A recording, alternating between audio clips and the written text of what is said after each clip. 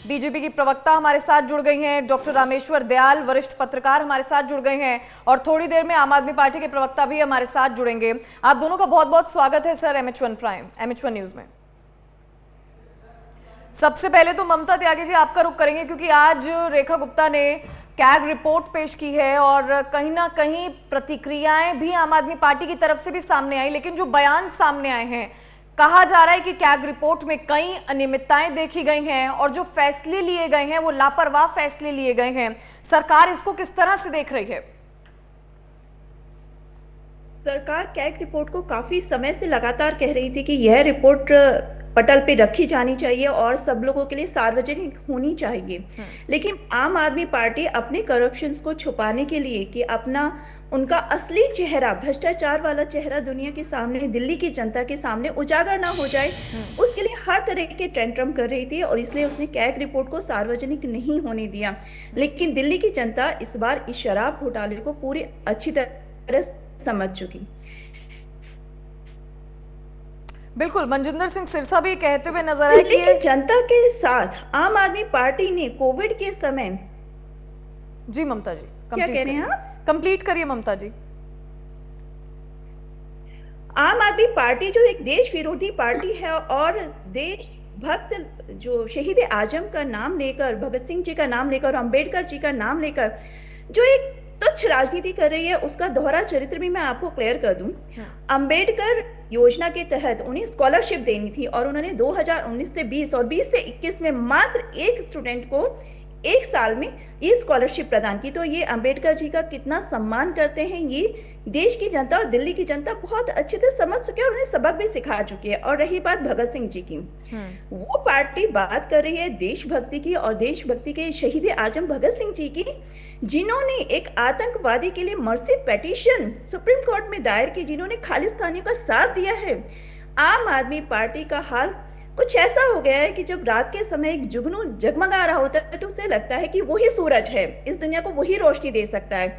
उनका एक घमंड दिल्ली की जनता ने सुबह के समय सूरज दिखाकर उन्हें सत्ता से बाहर रखकर बिल्कुल क्लियर कर दिया कि वो अपनी किस मुगालता में और किस भ्रष्टाचारी के साथ में दिल्ली की जनता को, गरीब जनता को लूटा है उन्होंने। और सबसे ज्यादा जो पैथेटिक कंडीशन है वो मुझे इनकी लगती है कि कोविड के समय में जब लोग तरस रहे थे थोड़े थोड़े पैसे के लिए, तरस रहे थे इलाज के लिए, ऑक्सीजन के लिए, केजरीवाल जी उस समय सोचते हैं शीश महल, शराब घोटाला, अपना प्रचार। एक बार भी दिल्ली की जनता की याद नहीं आई। और कैग रिपोर्ट जब अब दिल्ली की जनता के सामने पूरी डिटेल में रखी जाएगी तब इन्हें समझ में आएगा कि उन्होंने दिल्ली की जनता के साथ खाली ये नहीं कि भ्रष्टाचार किया है, उन्होंने घोर अन्याय किया है। इस दिल्ली की जनता को कोविड जैसी महामारी में छोड़ दिया अकेले। दूसरा, उससे भी बड़ा काम, ये केजरीवाल जी हरियाणा के बेटे हैं और हरियाणा के लोगों पर इन्होंने आरोप लगा दिया वाटर टेररिज्म का कि हरियाणा के लोग पानी में जहर मिला रहे हैं। ऐसा घिनौना कोई भी विचार या कोई भी राजनीतिज्ञ सोच कैसे सकता है? केजरीवाल जी को अगर मैं एक्सप्लेन करूं 2 लाइनों में तो ये कहना चाहूंगी, जो माटी का मोल ना जाने वो देशभक्ति क्या जानेगा, जो देश की सेना के बलिदान को ना माने वो देश प्रेम को क्या मानेगा। ये वो पार्टी है जो पूरी तरह देश विरोधी है, दिल्ली विरोधी है, दिल्ली की गरीब जनता की न जाने कितने लोगों के हत्याएं ही कहेंगे। ज्यादा शराब पीने से उनके घर में जो मृत्यु हुई, उनके जो बच्चे अनाथ हुए, जो हॉस्पिटलाइज होने लगे, उनके लिए भी पूरी तरह उत्तरदायी है। और दुख की बात यह है कि अभी भी उस चीज के लिए माफी नहीं मांगते हैं, अभी भी उस चीज को डिफेंड करते हैं हर वे में।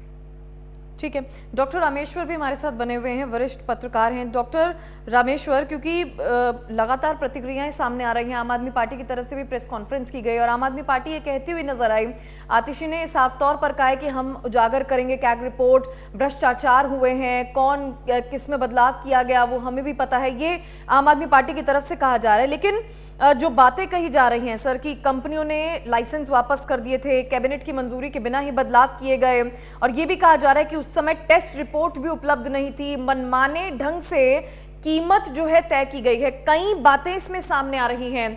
बीजेपी का बयान भी हमने आपको सुनाया और आम आदमी पार्टी की प्रतिक्रिया भी सुनाई। आप किस तरह से देखते हैं इस पूरी रिपोर्ट को और क्या कुछ कहना चाहेंगे डॉक्टर रामेश्वर? देखिए, मुझे लगता है कि आज ममता जी जो है ना पूरी तैयारी करके आई है। और बड़ा बेबाक तरीके से उन्होंने आज बयानबाजी दी है। हम्म। और मेरा कहना तो ये है कि आज दिल्ली के अंदर कैग रिपोर्ट पटल पर रख दी गई, ये बहुत बड़ी बात है। वरना पिछले 6-7 साल से ये सीएजी की रिपोर्ट पेश नहीं की जा रही थी जी।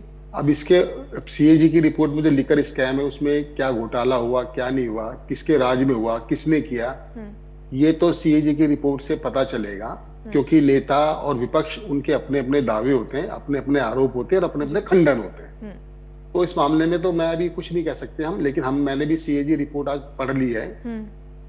लेकिन ये है कि सीएजी रिपोर्ट, देखिए, लिकर पॉलिसी इसलिए भी संदेह के घेरे में है कि जैसे ही तत्कालीन चीफ सेक्रेटरी नरेश कुमार ने इस सो कॉल्ड घोटाले की रिपोर्ट बना के उपराज्यपाल जी को सौंपी थी, तो अगले दिन ही दिल्ली सरकार ने जो लिकर पॉलिसी थी उसको वापस कर लिया था।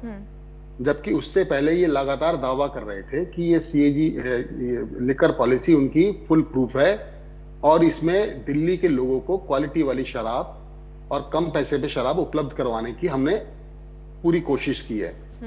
लेकिन अगर ऐसा था तो आपने तुरंत ही अगले दिन उस लिकर पॉलिसी को वापस क्यों ले लिया? इसका मतलब, उस वक्त ये सवाल उठे थे कि इसका मतलब कहीं ना कहीं दाल में काला है। अब दाल में काला है, कितना है, ये तो आज सीएजी की रिपोर्ट रख दी गई है और बीजेपी पूरी रणनीति के हिसाब से काम कर रही है। जो रिपोर्ट है, कैग की रिपोर्ट, वो कई सारी है। वो लिकर पॉलिसी को लेकर भी है, बिल्कुल 14 रिपोर्ट्स हैं जिसको सदन के पटल पर एक एक करके रखा जाएगा। अभी सिर्फ लिकर पॉलिसी की रिपोर्ट सामने आई है। एक एक करके रखा जाएगा। और मैं आपको बता दूं थोड़ा सा, अगर हम पीछे की तरफ जाएं, कि सीएजी रिपोर्ट जो है वो हमेशा रखी जाती है। शीला दीक्षित के कार्यकाल के अंदर, जो पूर्व मुख्यमंत्री थी दिल्ली की, कांग्रेस मुख्यमंत्री, उनके कार्यकाल के अंदर सीएजी की रिपोर्ट हमेशा रखी गई है। और रखी गई है, सीधी सी बात है कि चूंकि सीएजी जो है वो सेंट्रल गवर्नमेंट के अधीन काम करते हैं, उसके अधिकारी, तो अधिकतर जो पॉलिसी होती है सरकार की जो योजनाएं होती है, तो उनके ऊपर कुछ ना कुछ सवाल वो खड़े करती है। और ऐसी रिपोर्ट्स आती हैं, 2-4 दिन वो उनके ऊपर चर्चा होती है। और लेकिन मैंने देखा है कि कभी भी उन रिपोर्ट्स को लेके कोई एक्शन नहीं किया गया। सरकार ये जरूर कह देती है कि ठीक है, ये जो रिपोर्ट आई है, अब हम रिपोर्ट के आधार के ऊपर अगली जो हम पॉलिसी बनाएंगे किसी भी डिपार्टमेंट्स की, वो हम इतनी फुल प्रूफ बनाएंगे कि उसके अंदर कोई कमियां या कुछ उसके अंदर प्रॉब्लम ना आए। तो आज ये सीएजी की रिपोर्ट रखी गई है, उसके अंदर 2-3 बातें हैं। उसमें ये बता रहे हैं कि इतने करोड़ रुपए का घोटाला किया गया है। और दूसरा ये है, जो सबसे जो बड़ी बात है, चौंकाने वाली बात है, कि दिल्ली के लोगों को, जो देश की राजधानी में रहते हैं, जो शराब पीते हैं लोग, उनको क्वालिटी वाली शराब बिल्कुल नहीं परोसी गई। तो ये एक बहुत बड़ा आरोप है। और उस टाइप की कंपनीज को ठेके दिए गए जो ब्लैक लिस्टेड थी या जो अननोन थी, लेकिन उनको पुश करने के लिए उन कंपनीज के साथ सरकार ने गठबंधन किया और उनको ठेका दिया। बिल्कुल, कई बड़ी बातें जो इस रिपोर्ट में कही गई हैं सर, और आम आदमी पार्टी के प्रवक्ता भी हमारे साथ जुड़ेंगे। जो आज विधानसभा में कैग रिपोर्ट पेश की गई और उसके बाद वार पलटवार लगातार जारी है। रेखा गुप्ता की तरफ से भी बयान सामने आया, आम आदमी पार्टी की तरफ से प्रेस कॉन्फ्रेंस की गई और आज इसी पर हम चर्चा कर रहे हैं। आम आदमी पार्टी के गेस्ट भी हमारे साथ जुड़ गए हैं। नवीन गौर जी का भी स्वागत कर लेते हैं, आम आदमी पार्टी के प्रवक्ता है। नवीन जी, आपका भी बहुत बहुत स्वागत है MH1 न्यूज पर। जी नमस्कार। नवीन जी, क्योंकि बड़े आरोप आम आदमी पार्टी पर लगाए जा रहे हैं, कई बड़ी जानकारियां सामने आई हैं और कैग रिपोर्ट जब पेश की गई, बड़े खुलासे उसमें हुए। आम आदमी पार्टी इसको किस तरह से देखती है? क्योंकि आतिशी ये कहती हुई नजर आई कि जो भ्रष्टाचार हुआ, सभी के खुलासे जरूर होने चाहिए, और गोपाल राय भी कैग रिपोर्ट का स्वागत करते हुए नजर आए। लेकिन जो आरोप लगाए जा रहे हैं आम आदमी पार्टी पर, उसको आम आदमी पार्टी कैसे देख रही है सर? देखिए, भारतीय जनता पार्टी को जो आरोप है, जो इनकी आंखें हैं आरोप लगाने वाली, वो आंखें 400 मेगापिक्सल की उनकी डेफिनेशन हो जाती है और कान भी बहुत हाई डेफिनेशन पे एक्टिवेट हो जाते हैं जब इनको आरोप लगाना होता है। पर मैं आपको बताना चाहता हूं परमीत जी, अगर आप इस सीएजी रिपोर्ट की अगर आप बात करेंगे, एग्जैक्टली पॉइंट बाय पॉइंट अगर आप बात करेंगे, इस पूरी रिपोर्ट में कितने चैप्टर हैं? 8 चैप्टर। 8 चैप्टर्स में से 7 चैप्टर्स में जो बात करी गई है, वो बात करी गई है 2017 से लेकर 2021 तक उस पॉलिसी की जो कि ओल्ड लिकर पॉलिसी थी, उस पॉलिसी के बारे में बात करेंगे। केवल एक चैप्टर है 7वां, और वो 7वां चैप्टर है जो नई लिकर पॉलिसी है उसके बारे में बात करता है। और उस चैप्टर में क्या कहा गया है? उस चैप्टर में ये कहा गया है सीएजी द्वारा कि अगर वो लिकर पॉलिसी इंप्लीमेंट होती तो दिल्ली सरकार का जो रेवेन्यू है वो 2000 करोड़ रुपए ज्यादा होता। तो उस पॉलिसी को इंप्लीमेंट होने से किसने रुकवाया? उस पॉलिसी को इंप्लीमेंट होने से भारतीय जनता पार्टी ने रुकवाया। भारतीय जनता पार्टी के एलजी ने रुकवाया। भारतीय जनता पार्टी ने झूठे और बेबुनियाद आरोप लगाकर ईडी और सीबीआई के माध्यम से जो करने की इस देश में कोशिश करी गई को सबने देखा है। यही पॉलिसी पंजाब में भी इंप्लीमेंट करी गई थी परमीत जी, मैं आपको बताना चाहता हूं। और पंजाब में जब ये ओल्ड पॉलिसी थी 2021 और 2022 में, तो पंजाब का रेवेन्यू, अगर रेवेन्यू की जब हम बात करते हैं तो 6158 करोड़ रुपए रेवेन्यू था जो लिकर से आता था। जब नई पॉलिसी इंप्लीमेंट करी गई 2023 से 2024 तक 8841 करोड़ रुपए रेवेन्यू हुआ। और अब जिस फाइनेंशियल ईयर जो क्लोज होने वाला है, इस फाइनेंशियल ईयर की जो प्रोजेक्शन है वो लगभग 10,146 करोड़ रुपए की प्रोजेक्शन है। अब ओल्ड पॉलिसी में क्या प्रॉब्लम्स थी वो मैं उन पे भी आना चाहता हूँ। ओल्ड पॉलिसी में क्या प्रॉब्लम थी उन पे भी मैं आना चाहता हूँ।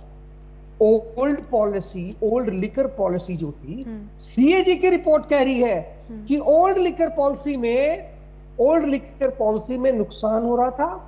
सीएजी की रिपोर्ट कह रही कि 28% सेल्स रिपोर्ट ही नहीं करी जा रही थी, और सबसे ज्यादा स्मगलिंग ऑफ वाइन, सबसे ज्यादा नवीन जी, अगर ये सब हो रहा था, नवीन जी मैं आपको इंटरप्ट करूंगी सर, अगर ये सब हो रहा था तो इस रिपोर्ट को क्यों सामने नहीं लाया गया? क्योंकि सरकार भी ये कहती हुई नजर आ रही है कि 2017 से 2021 तक कैट की रिपोर्ट सामने ही नहीं आने दी। डिप्टी सीएम, जो तत्कालीन डिप्टी सीएम थे मनीष सिसोदिया, उन्होंने इस रिपोर्ट को नजरअंदाज किया। और अगर इतनी ही परेशानियां, इतनी ही दिक्कतें उस समय की आम आदमी पार्टी सरकार झेल रही थी तो उसको पेश करना चाहिए था सर।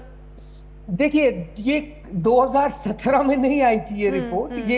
ये रिपोर्ट चुनाव से कुछ दिन पहले आई थी। और रिपोर्ट टेबल करने का देयर इज अ प्रोसेस, आप प्रोसेस से करोगे जी। आतिशी जी जो उस समय की तत्कालीन मुख्यमंत्री थी दिल्ली की आम आदमी पार्टी की सरकार की, तो उन्होंने वो एनवलप जो सीएजी की रिपोर्ट थी वो सील्ड एनवलप दे दिया था स्पीकर जी को।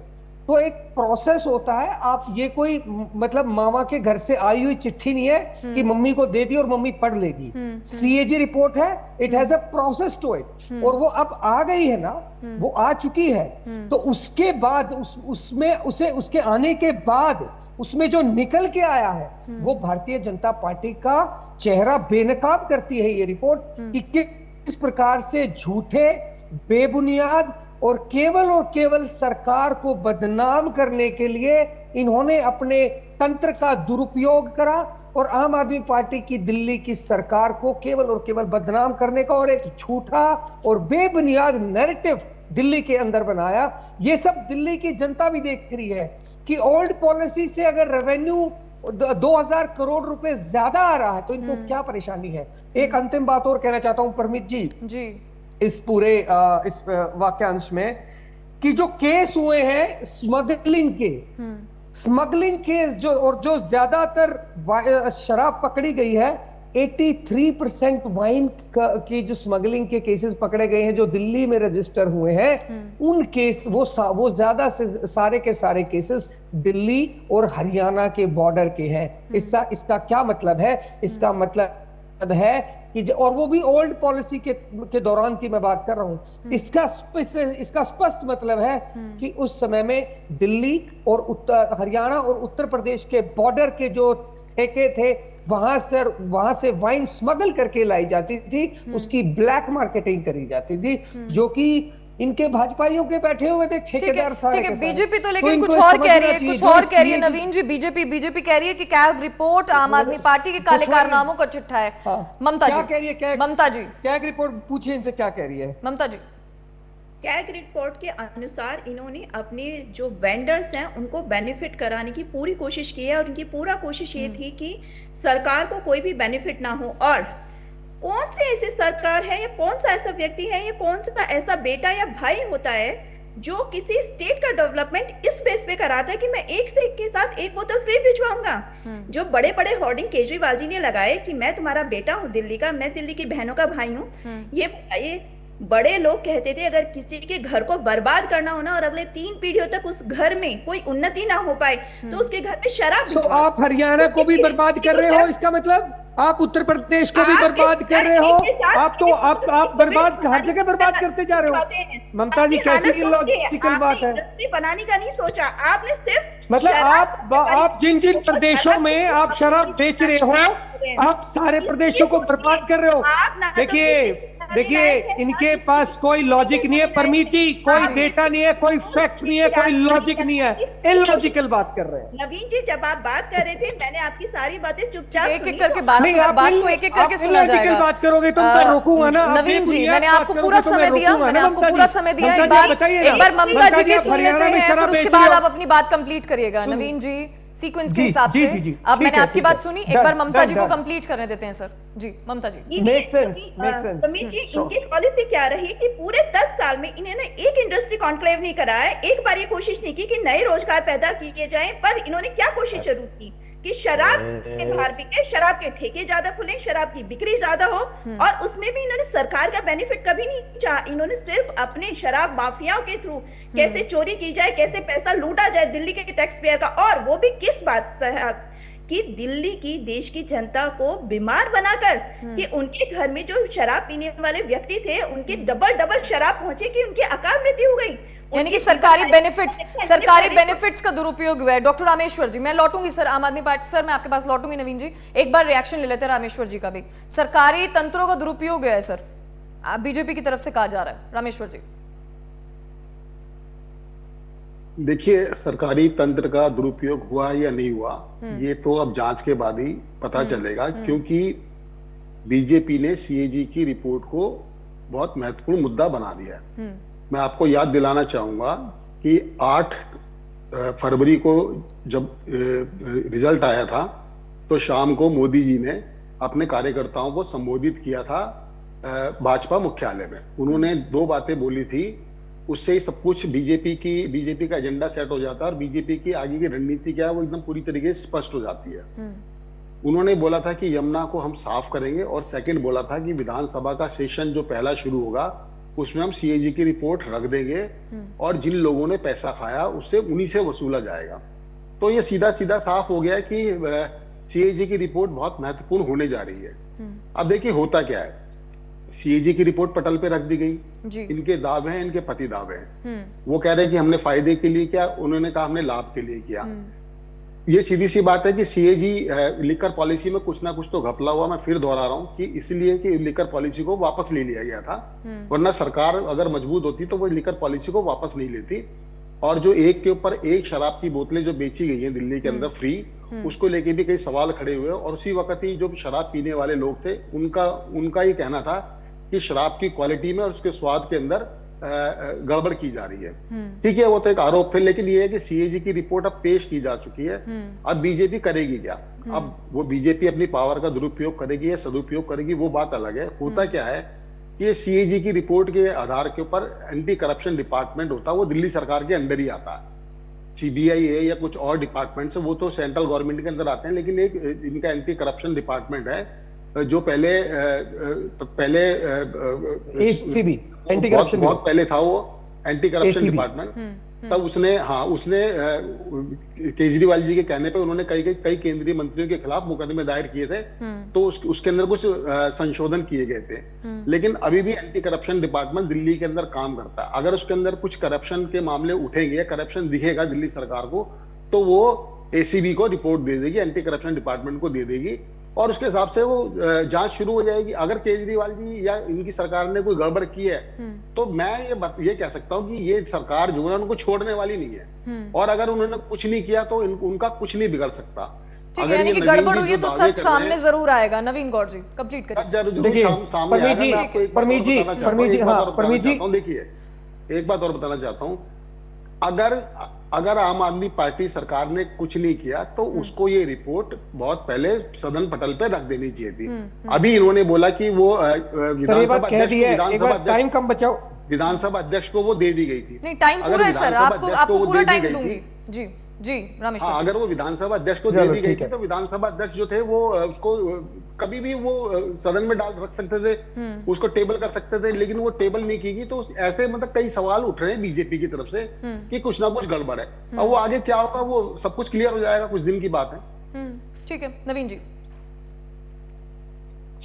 देखिए दो तीन चीजें कही गई हैं। सबसे पहले तो मैं ये बताना चाहता हूँ, जो एंटी करप्शन ब्यूरो की हमारे साथी बात कर रहे थे, मैं एक चीज क्लियर कर देता हूँ। स्टार्टिंग में जब आम आदमी पार्टी की सरकार बनी 2015 के अंदर, दूसरी बार जब सरकार बनी, तो और उससे पहले भारतीय जनता पार्टी की सेंटर में गवर्नमेंट आ गई थी, तो भारतीय जनता पार्टी ने सबसे पहला जो काम करा था वो ये करा था कि दिल्ली सरकार की जो एंटी करप्शन ब्यूरो की रिपोर्टिंग दिल्ली सरकार को होती थी, वो डायरेक्टली सेंट्रल गवर्नमेंट ने उन्हें अपने को उसके अधिकार छीन लिए थे आम आदमी पार्टी के, कि एंटी करप्शन ब्यूरो उसके बाद से केंद्र सरकार को रिपोर्ट करता था, सबसे पहली बात। दूसरी बात है कि बड़ा नैरेटिव बनाने की कोशिश करी जाती है कि भाई एक के बदले 2 दारू की बोतल, 2 दारू की बोतल। ये शराब की बोतलें या चप्पल अगर कोई बेच रहा है, या वो जूते बेच रहा है, कुछ कोई पेंसिल बेच रहा है, कॉपी किताब बेच रहा है, अलग अलग स्कीमें हर कोई चलाता है, हर किसी की चलती है, और वो कोई सरकार नहीं चलाती है, वो बिजनेसमैन चलाते हैं। वो उनका कार्यक्रम है, वो किस प्रकार से अपनी सेल को इंक्रीज या डिक्रीज करने के लिए किस प्रकार के प्रमोशनल प्रोग्राम लेके आ रहे हैं। तो इस चीज को बार बार ये कहना, वो मुझे लगता है कि बहुत ही गलत बात है। तीसरी बात, ममता त्यागी जी ने इन्होंने इनका जो पूरा का पूरा ये था कि शराब पिला रहे। मैं इनसे पूछना चाहता हूँ, हरियाणा में आप शराब पिला रहे हो, आप बर्बाद कर रहे हो हरियाणा को। आप उत्तर प्रदेश में शराब बेचते हो, आप हरियाणा में 24 घंटे आपने शराब के ठेके खोलने चालू कर दिए, तो आप बर्बाद कर रहे हो ना हरियाणा को। आप उत्तर प्रदेश के अंदर शराब बेच रहे हो, आप बर्बाद कर रहे हो उत्तर प्रदेश को। आप गुजरात के अंदर खुले आम, आप जहां कहते हो तथाकथित मॉडल, और जिसे कहते हो आप तथाकथित, वहां पर शराबबंदी है, खुले आम कच्ची शराब और कच्ची शराब बेची जाती है, बिकती है, लोग पीते हैं। चले जाइए और देख लीजिए, हरियाणा के अंदर शराब पूरी रात बिकती है, आप आइए और देख लीजिए। तो सबसे पहले आप अपने गिरेबान के अंदर झांकिए, दूसरों के ऊपर आरोप लगाने से पहले कि कौन शराब अपनी जनता को पिला रहा है और कौन नहीं पिला रहा है। रही बात पॉलिसी की, आम आदमी पार्टी ने ये पॉलिसी इसलिए बनाई थी कि इस पॉलिसी से गवर्नमेंट का रेवेन्यू इंक्रीज हो सके, और उस रेवेन्यू का प्रयोग दिल्ली में अच्छे सरकारी स्कूल, सरकारी अस्पताल या दूसरे विकास कार्यों में लगाए जा सके। परंतु भारतीय जनता पार्टी ने केवल और केवल, आप सोचिए कितनी घटिया मानसिकता होगी। ठीक है नवीन जी, रेवेन्यू वाली बात आपकी समझ भी लेते हैं, लेकिन क्वालिटी में भी बदलाव किया गया, क्वालिटी से छेड़छाड़ हुई है, ये भी आरोप लग रहे हैं। इस पर क्या कहेंगे सर? देखिए क्वालिटी का कोई अगर टेस्टिंग एजेंसी है वाइन की, तो वहां से टेस्टिंग हो जाएगी या हुई होगी। अगर मैं अपने घर पे बैठ के बोल दूं कि जी नहीं, वाइन की क्वालिटी खराब हो गई थी, तो वो मतलब मैं कोई एजेंसी नहीं हूं ना कि वो इनकी क्वालिटी ठीक है कि खराब है। 2-3 बातें जो जिनका जिक्र हो रहा है, वो 2-3 बातें हैं, क्वालिटी की बात और मनमानी ढंग से जो कीमत तय की गई है उसमें भी हेराफेरी देखी गई। ये हम नहीं कह रहे सर, ये रिएक्शन जो सामने आया है बीजेपी की तरफ से, उसके बारे में बता रहे हैं। ये देखिए, मैं बता रहा हूँ, इनके पास ना कोई डेटा है ना कोई फैक्ट है। मैं रिपोर्ट लेके बैठा हुआ हूँ, कैद की पढ़ी है, तब इनसे बात कर रहा हूँ। ठीक है, ममता त्यागी जी, ममता त्यागी से ले लेते हैं। ममता त्यागी, मैं एक बार ये जी, ममता आपने कहा था पूरा टाइम देंगे, मुझे एक सवाल पूछ रहा है। बताएं सर, बताएं। देखिए परमीत जी, मैं ना इनसे, देखिए चलो शराब पे जितना मर्जी चर्चा करें, इन्होंने एक काम इतना घटिया करा है सरकार में आने के बाद, एक काम इतना घटिया करा है, इन्होंने सरकार में आते ही दिल्ली के कार्यालय, दिल्ली मुख्यमंत्री के कार्यालय में हमारे देश के महापुरुष और शहीद भगत सिंह और जिन्होंने संविधान बनाया अंबेडकर जी, उनकी मूर्ति को हटाया है। इनको अपमान करना, देश के इतने बड़े महापुरुषों का अपमान करना, ये कैसे शक्ल दिखाएंगे? और वो महापुरुष जब देख रहे होंगे आज का, अगर कहीं में होंगे, बिल्कुल सर, ये दूसरा मुद्दा है, कल इस पर भी चर्चा कर लेंगे। ममता जी से जरा पहले इसका रिएक्शन ले लेते हैं। बिल्कुल नवीन जी, ममता जी। भ्रष्टाचार, ईमानदारी की बातें भ्रष्टाचारियों के मुंह से अच्छी नहीं लगती, नारी सम्मान की बातें दुर्योधन के मुंह से अच्छी नहीं लगती। कौन बात कर रहा है रेवेन्यू जनरेट करने की? जो कोविड के समय में जब जनता एक एक प्रचार है, वो फांसी की माफी के लिए याचिका में सपोर्ट करती है, और वो पार्टी बात कर रही है अंबेडकर जी की, जिसने 2019 से और 2000 स्टूडेंट को स्कॉलरशिप दी अंबेडकर सम्मान योजना में। ये बातें करते हैं नवीन जी।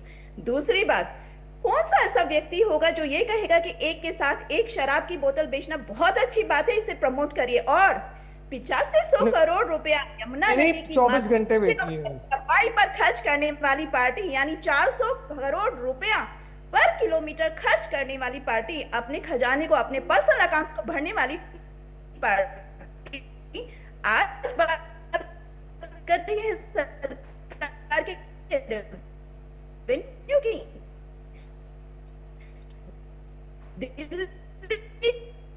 जल बोर्ड पे 28,000 ममता जी की आवाज को ठीक कराया जाए। ममता जी, नेटवर्क में कुछ इशू है, आपकी आवाज ढंग से हमारे तक नहीं पहुंच पा रही है।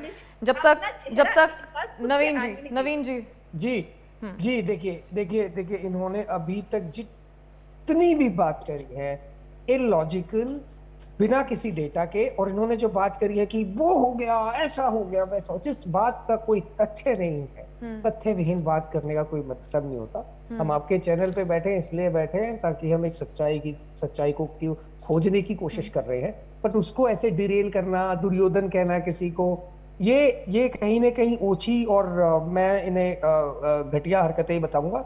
इनको थोड़ा आईना देखना चाहिए। देखिए, जहां तक मैं बात कर रहा था, आपने कहा कि उसके ऊपर कल हम डिस्कशन करेंगे। मैं आपको बताना चाहता हूं कि उस मुद्दे को ये केवल और केवल दबाना चाहते हैं कि उस मुद्दे के ऊपर चर्चा ना हो सके। वो आज की बात नहीं है, वो 2 दिन पहले की बात है। इसे कहते हैं भारतीय जनता पार्टी की मीडिया मैनेजमेंट, और मैं कहता हूं भारतीय जनता पार्टी एक पूरी प्रबंधन की कंपनी है। तो इनकी मीडिया मैनेजमेंट इतनी स्ट्रांग है कि आज भी जब 2 दिन हो गए हम इस बात पर चर्चा नहीं कर पा रहे हैं कि हमारे देश के महान शहीद भगत सिंह और महान जिन्होंने संविधान बनाया बाबा साहब भीमराव अंबेडकर की मूर्ति इन्होंने अपने कार्यालय से हटाई, उसके ऊपर किसी भी मेन स्ट्रीम मीडिया की हिम्मत नहीं है चर्चा करते। ये देखिए, ममता जी आप बोलिए एक बार, आपकी आवाज भी चेक करेंगे। ममता जी बताएं। अफजल गुरु की सजा की माफी की याचिका लगाने वाली पार्टी को किसी देशभक्त का नाम लेने में भी गुरेज करना चाहिए, नाम नहीं किसने लगाई? किसने लगाई? झूठ बोल रहे हो। किसने लगाई? झूठ बोल रहे हो। कुछ तो दीजिए, बताइए किसने लगाई, बताइए ना किसने लगाई, बताइए किसने लगाई। अरे सबसे ISI को बुलाकर देश में आप हिंदुस्तान की फौज की जांच कराने वाली पार्टी हमें ज्ञान ना दे राष्ट्रवाद का और देशभक्ति का। अब वो लोग जो बुलाते हो पाकिस्तान से ISI को बुलाते हो पाकिस्तान से, जयपुर के राजस्थान के अंदर मुद्दे से भटक गए हैं। जिस मुद्दा कैग रिपोर्ट का है, हम कहां पर तो शांत कर लीजिए। मैं तो ऐसे नहीं बताइए ना। ममता जी, कैग रिपोर्ट के बारे में भी मैं आपसे प्रतिक्रिया ले रही हूँ। आप भी किसी और मुद्दे पर बात कर रही हैं। पता नहीं मैंने पहले वो बात बोली थी, मेरी आवाज बीच में कटने लगी थी, तो मैंने कहा कि इन्होंने भगत सिंह जी की बात उठाई। हम कैग रिपोर्ट पर ही रहते हैं ममता जी, कैग रिपोर्ट पर कंप्लीट करेंगे। कैग रिपोर्ट अभी जब पूरी तरह से अभी शुरुआत हुई है, अब इसे पूरा धीरे धीरे खुल के सामने आने दीजिए। कोई भी पार्टी या कोई भी अगर इनके दिमाग में, मेरा इससे कैग से पहले एक बात कहना चाह रही हूँ आपसे, अगर कोई भी पार्टी ये चाहती है कि सरकार का रेवेन्यू बढ़े या सरकार, तो वो उसको पब्लिक के इंटरेस्ट के लिए यूज करना चाहिए। अभी ये जैसे कह रहे थे कि हम स्कूल्स के लिए यूज करना चाहते थे, अगर इनकी मंशा आज तक कभी भी दिल्ली के बजट को प्लस में लाने की होती तो ना तो दिल्ली के लिए लोन लेना पड़ता। अरे प्रभु, इनको समझाओ, कहां से ले आए हो? इनको बताओ कि दिल्ली इकलौती सरकार है जो मुनाफे में चलती है। ये कुछ भी बात कर रहे हैं, फिर शुरू हो गए। जी आप रोकिए इनको। ये बातों को जब भी बात लगाया जाता है तो उन्हें सुनने की हिम्मत। आपको पता है परमीत, आपको पता है ममता जी की दिल्ली हिंदुस्तान की इकलौती सरकार है जो मुनाफे में चलती है। अरे शांत हो जाओ, आप कुछ भी झूठ बोलोगे।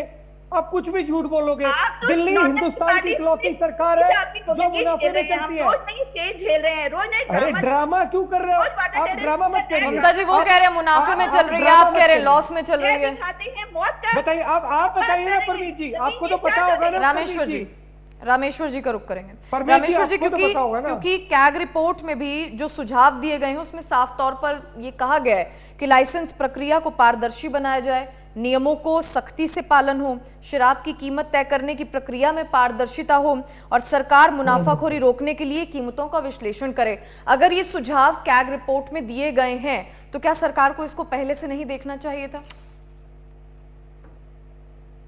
नहीं, वही है ना कि अगर मैं कुछ बोलूंगा तो नवीन जी जो है ना वो पीछे पड़ जाएंगे ना। इनको ये पता नहीं चलता, मुझे तो डर लगता है कि मैं कुछ बोलूंगा तो कोई नहीं, नवीन जी जो है ना मेरे चर्चा पीछे ना इसीलिए पड़ रखी हुई है सर, अरे, आप जवाब दीजिए। हाँ रामेश्वर तो जी। वो हाँ मैं ये बताना चाहता हूँ कि पहली बात तो ये है कि दिल्ली सरकार का जो रेवेन्यू है, ये बता रहे हैं ना कि दिल्ली सरकार प्रॉफिट में चल रही है, तो ऐसा कुछ नहीं है। दिल्ली सरकार का 80% जो रेवेन्यू है वो फ्रीज जो फ्री बीज वाले मामले हैं वो उसके ऊपर खर्च हो रहा है, और 30% जो पैसा है वो सैलरी पे खर्च हो रहा है। दिल्ली के अंदर विकास कार्य करने के लिए सरकार के पास कोई पैसा नहीं है। इसी के चलते कि अरविंद केजरीवाल जी ने भी माना कि रामेश्वर वे जी, यमुना की सफाई नहीं कर पाई। रमेश पंडित जी, मैं बात कर रहा हूँ, मैं बात कर रहा हूँ, पहले मेरी बात कर लीजिए। मैं नहीं आपकी बात करिए, पे बोल रहा हूँ। आप झूठ कैसे बोल सकते हैं? आप प्रो गवर्नमेंट कैसे हो सकते हैं? आप झूठ मेरी बात आप कैसे सुन बोल लीजिए, सकते हैं? मेरी बात प्लीज मेरी बात सुन लीजिए। आपकी नहीं, आप बारी मुझे आएगी, आप बताइए, बोलना कि सीएजी की रामेश्वर जी रिपोर्ट गलत पे आप भरोसा करते हैं?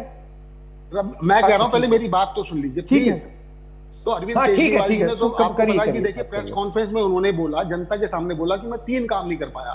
दिल्ली को मैं इंटरनेशनल स्टैंडर्ड की सड़कें नहीं दे पाया, मैं यमुना का पानी ठीक साफ बात है। नहीं कर पाया, और तीसरा मैं 24 घंटे बाई 7 दिन में दिल्ली के Perfect। लोगों को साफ पानी नहीं दे पाया। अब ये तीनों जो चीजें, इसमें 3 Perfect। चीजों में से परमीत जी 2 चीजें जो हैं वो दिल्ली सरकार के अंडर आती है। सड़क बनवाना और पानी लोगों तक सप्लाई करना, ये दिल्ली सरकार के अंडर है। दिल्ली सरकार का जल बोर्ड का एक डिपार्टमेंट है और सड़कें PWD बनाई जाती है। अगर इनके पास वो पैसा होता तो ये बना देते। देखिए सड़क बनाने में सबको फायदा होता है, जनता को तो इसलिए फायदा होता है कि सड़कें उनको मिल रही है। दूसरी, नेताओं को, अधिकारियों को, ठेकेदारों को, सबको फायदा होता है कि सड़कें बनाई जा रही, काम चल रहा है। पानी वाला मामला था, वो इन्होंने सप्लाई नहीं किया, तो वो केजरीवाल जी भी खुद मान रहे हैं, वो इसीलिए मान रहे हैं कि उनके पास पैसा नहीं। मुझे टाइम दिया जाए जवाब देने का। इन्होंने अभी पूरा मेरी बात तो समय सुन दिया जाएगा लीजिए। सर, एक बार सुन लेते हैं। नवीन बाबू मेरी बात भी सुन लीजिए प्लीज। इन्होंने ये बोला कि कोई भी कंपनी जो होती है वो किस तरीके से अपने प्रोडक्ट को प्रमोट करती है, उसके लिए वो एक चप्पल के ऊपर दूसरी चप्पल फ्री देती है। तो मेरे ख्याल से कोई ऐसा एग्जांपल पूरे देश भर में तो नहीं है कि एक शराब की बोतल के ऊपर दूसरी शराब की बोतल फ्री दी जा रही हो। चलिए ठीक है, मान लेते हैं, लेकिन मैं फिर भी कहना चाहता हूँ, और मेरी बात सुनेंगे कि नहीं, मेरी बात सुनेंगे नहीं सुनेंगे? दिल्ली के हो या पंजाब के हो आप? सुनाइए दिल्ली के रहने वाले हो कि पंजाब के रहने वाले हो?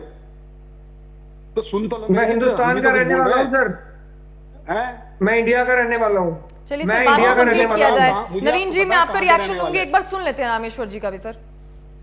परमीत जी, अभी आपने एक दीवार फिल्म देखी होगी। दीवार फिल्म के अंदर शशि कपूर अमिताभ बच्चन से कहता है कि भाई तुमने बहुत ज्यादा अपराध किए हैं और तुम जो ना पुलिस के अंदर समर्पण कर दो हमें, तो आपकी जो अपराध है वो कम हो जाएंगे। तो अमिताभ बच्चन बोलता है कि जाओ पहले उस आदमी के साइन लेकर आओ जिसने मेरे हाथ के ऊपर ये लिखा। तो शशि कपूर जो बोलता है वो ये बोलते हैं कि दूसरे के अपराध गिनाने से अपने अपराध कम नहीं हो जाते। ये आम आदमी पार्टी का जो ना कहानी यही है, मुझे लगता है। अगर ये इतनी अच्छी काम करे परमीत जी, तो इनकी सरकार हार क्यों गई दिल्ली के अंदर, जबकि दिल्ली देश की राजधानी है और तो इनकी सरकार को जीतना चाहिए था। इसका मतलब कुछ ना कुछ गड़बड़ हुई है। अब वो गड़बड़ क्या हुई है उसकी एक लंबी लिस्ट है, मैं उसमें नहीं जाना चाहता, लेकिन 2-3 बातें उससे तो लगता है ना कि कुछ ना कुछ गड़बड़ हुई है। अब सीएजी की रिपोर्ट आएगी, रख दी जाएगी, उसमें पता लग जाएगा। और सीधी सी बात है, अगर कुछ गड़बड़ होगी तो अरविंद केजरीवाल जी जेल जाएंगे, ये 100% है, ये 100% है। और रिपोर्ट में कुछ भी नहीं होगा तो अरविंद केजरीवाल जी बनेंगे, वो देश के प्रधानमंत्री भी बनेंगे, वो देश के प्रधानमंत्री भी बनेंगे। लेकिन अगर सीएजी रिपोर्ट में कोई गड़बड़ हुई तो ये तय है कि अरविंद केजरीवाल जी जेल जाएंगे। ठीक है, बस मैं ये कहना चाहता हूँ। ठीक है नवीन जी, एक एक कर से सारे जवाब दीजिए सर। नवीन जी, देखिए रामेश्वर जी, आपको ना कथावाचक होना चाहिए, आप बड़ी डिटेल में चीजों को बताते हो, ठीक है, तो चलो ये तो आपके लिए। पर देखिए, मैं एक्सपेक्ट ये कर रहा था रामेश्वर जी, आप पढ़े लिखे व्यक्ति हैं, आप वरिष्ठ पत्रकार हैं, तो आपको जानकारी होगी। पर आपने जब ये कहा ना कि दिल्ली की सरकार मुनाफे में चल रही होती तो ये कर देते वो कर देते, इस पे मुझे थोड़ा ये लगा कि कहीं ना कहीं मुझे डाउट हुआ अपने ऊपर कि मैं गलत सोच रहा था। 2019 की सीएजी की रिपोर्ट ही कह रही है कि दिल्ली हिंदुस्तान की इकलौती ऐसी सरकार है जो मुनाफे में चल रही है, सबसे पहली बात। दूसरी बात, जहां तक नहीं बात चल रही आई है, मित्र, नहीं चल रही, बात- नहीं चल रही, आपके पास गलत जानकारी है मेरे दोस्त, गलत सीएजी जानकारी कह रही है, मैं नहीं कह रहा। अरे सर गूगल कर अरे लो बैठे सीएजी बैठे की, फोन मैं में। फाइनेंस डिपार्टमेंट की बात कर रहा हूँ, आप सीएजी की बात कर रहे हो, 2017 की बात कर रहे हो, मैं अरे हम 2024 की बात सीएजी कर पे रहा हूँ। डिस्कशन कर रहे हैं रामेश्वर जी, आप रुकिए, मैं बोल लेता हूँ सर। आप अरे रुकिए, प्रॉफिट वाली पूरा बात कर रहे हो हिंदुस्तान ना कह रहा कि है, सरकार आपका प्रॉफिट में, अलग मैं ही कह रहा हूँ लॉजिक नहीं है। है प्रॉफिट में, मैं फाइनेंस अरे डिपार्टमेंट की बात बता रहा आप हूँ कौन आपको। हो? आप कह रहे हो आप कौन हो? मैं कह रहा हूँ है, फाइनेंस आप कह रहे हो डिपार्टमेंट नहीं की है, बात ये बता कोई रहा हूँ बात मेरे है? भाई। सीएजी की रिपोर्ट करिए, सुनिए ध्यान से। अब जो मैं कह रहा हूँ वो ध्यान से सुनिए, जो मैं कह रहा हूँ वो ध्यान से सुनिए। देखिए, दूसरी बात जो इन्होंने कही कि ये नहीं हुआ, काम नहीं हुए, अगर पैसा होता तो काम हो जाता, तो मैं इनको ये बताना चाहता हूँ परमीत जी, कि दिल्ली के अंदर जब दिल्ली की नई सरकार बनी, फरवरी के अंदर सरकार बनी थी, मार्च के अंदर कोविड आ गया था, 3 साल तक कोविड रहा, और इसके तुरंत बाद जैसे ही हम कोविड से बाहर आया, भारतीय जनता पार्टी ने झूठे और बेबुनियाद आरोप लगाकर आम आदमी पार्टी को जेल के अंदर रखा, पूरी लीडरशिप को। सबसे पहली बात। दूसरी बात, इन्होंने कहा कि ये पानी सीवरेज, 6600 किलोमीटर की सीवरेज लाइन बिछाई है आम आदमी पार्टी ने दिल्ली के अंदर, आपको नहीं पता होगा। मैं बताना चाहता हूं 10,000 किलोमीटर के रोड बनाए आम आदमी पार्टी ने दिल्ली के अंदर, पर आपको नहीं पता होगा इन बातों का। आप देखिए, जब आप प्रो गवर्नमेंट सोचने लग जाते हो ना, तो आपको गवर्नमेंट में खामियां, पत्रकारिता का काम ही है कि खामियां निकालना गवर्नमेंट की, पर आप कहीं ना कहीं प्रो गवर्नमेंट बात कर रहे हो। रही शराब एक के बदले एक। लेकिन नवीन जी, इस मैं- पर हाँ इसको जी। भी नहीं झुटलाया जा सकता कि रिपोर्ट में सुझाव भी दिए गए हैं और उसमें ये कहा गया कि नीति में Definitely। सुधार किया जाए और सरकार को हुए, आप ये मेरी लाइन गौर से सुनिएगा, सरकार को हुए वित्तीय नुकसान की जिम्मेदारी तय की जाए, तो इसे भी झुटलाया नहीं जा सकता नवीन जी। परमीत जी, अगर ये हुआ कि सरकार की जिम्मेदारी ठहराई गई, तो एलजी साहब भी जेल में होंगे और कोई ना कोई ईडी, क्योंकि मैं बता रहा हूं क्यों, मैं ऐसा क्यों कह रहा हूं, मैं आपको बता रहा हूं। जो 2000 करोड़ का रेवेन्यू प्लस होना था, वो रुक गया। उसी जो सीएजी की रिपोर्ट क्या कह रही है कि भाई जो नई पॉलिसी से जो 2000 करोड़ का रेवेन्यू प्लस होना था, वो जो रुका है उसकी जिम्मेदारी तय करी जानी चाहिए। तो अगर वो तय होती है तो एलजी साहब कहाँ होंगे, ये इनसे पूछा जाना चाहिए। और जो इन्होंने बेबुनियाद और झूठे आरोप लगा के अरविंद जी को और आम आदमी पार्टी के खिलाफ एक नैरेटिव बनाया दिल्ली के अंदर, इस तरह से लंबे बोलते जाएंगे और टाइम ओवर हो जाएगा। अरे आप कहानी सुनाओगे, आप कहानी सुनाओगे, डेटा फैक्ट में है नहीं आपके पास। आप ही की कहानी सुनाओगे। अरे मेरी कहानी बहुत सुनते हैं नवीन जी, सुन लेते हैं ममता जी का भी एक रिएक्शन। नवीन जी ले लीजिए। दिल्ली की पूरी जो एरिया है वो कितना है, 45 किलोमीटर।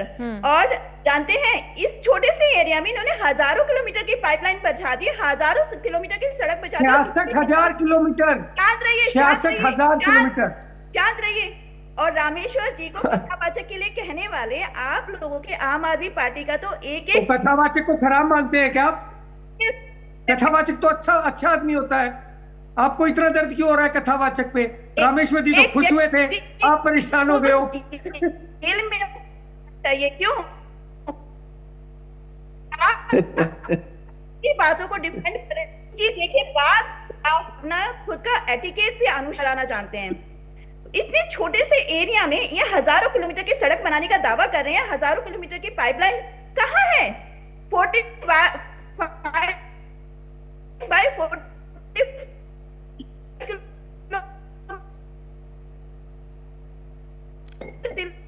की लंबाई और चौड़ाई, शर्म ममता जी, इंटरनेट कनेक्शन में कुछ प्रॉब्लम है, आपकी आवाज हम सही से सुन नहीं पा रहे हैं।